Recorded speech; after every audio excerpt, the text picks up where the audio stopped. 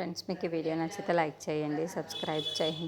Joshna engagement ఆగిపోవడంతో Joshna వాళ్ళ అత్త దగ్గరికి వచ్చి, చూసావా అత్త, దీప అనుకున్నది చేసింది. నా పెళ్ళి కాకూడదు పన్నాగం పట్టిందో ఏంటో నాకు అర్థం కావటం లేదు అని చెప్పేసి దీపతో మాట్లాడుతూ ఉంటుంది. ఇంతలో అక్కడున్న జోష్న దీప దగ్గరికి వెళ్ళి, నీకు ఇప్పుడు సంతోషంగా ఉందా దీప?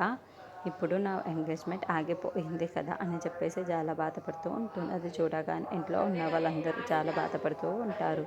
ఇంతలో అక్కడున్న జోష్న మాత్రం, నేను బావతో పెళ్ళి కావాలి అని ఎన్నో ఆశలు కోరికలు పెడుతూ ఉన్నాను. కానీ ఆ పెళ్ళి కాకుండా దీప తన మెడలో తాళి కట్టించుకుంది బావతో.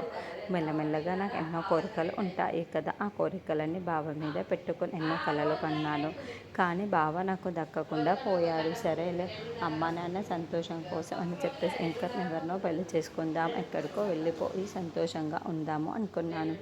కానీ అది కూడా జరగకుండా దీప చేసేసింది. అత్త, ఇప్పుడు నేనేం చేయాలి అత్త అని చెప్పేసి నీ మనసుతో ఆలోచించి చూడు, నన్ను ఒకసారి అర్థం చేసుకోండి.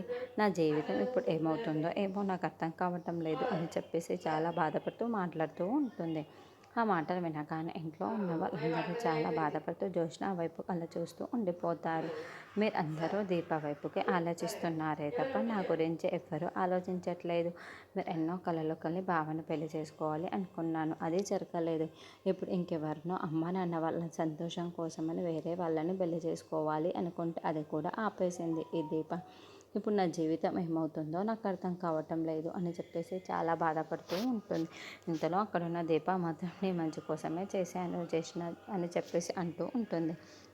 ఆ మాటలు వినగానే అక్కడున్న జోష్న మాత్రం చాలా కోపంగా, ఏంటి నా మంచి కోసం చేసావు, ఇదా మంచి కోసం చేసేది?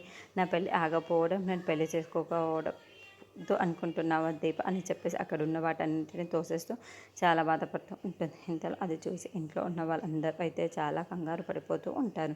ఇంతలో జోష్న వాళ్ళ గ్రాని మాత్రం, నా మనవరాల్ని ఇంత బాధ పెట్టినా నువ్వు నా ఇంట్లో ఉండకూడదు అని చెప్పేసి దీపని లాక్కు వెళ్ళి బయటికి తోసేస్తూ ఉంటుంది.